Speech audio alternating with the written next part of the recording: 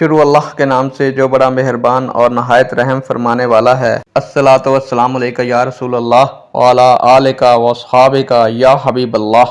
السلام علیکم معزز ناظرین و سامعین، اللہ تعالیٰ سے دعا ہے کہ اللہ تعالیٰ آپ لوگوں کو خوش و خرم رکھے اور آپ لوگوں کی تمام تکالیف پریشانیوں کو دور فرمائے۔ آج کی ویڈیو کا عنوان ہے رسول اللہ صلی اللہ علیہ وآلہ وسلم کا نام محمد صلی اللہ علیہ وسلم کس نے رکھا تھا؟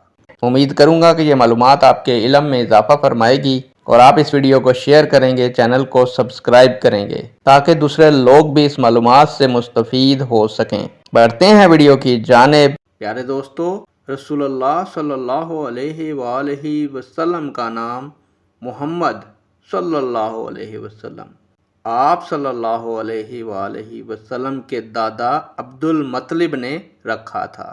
نیک دعاؤں کے ساتھ آپ سے اجازت چاہوں گا۔ اللہ تعالیٰ آپ کا اور میرا حامی و ناصر ہو۔ اللہ حافظ۔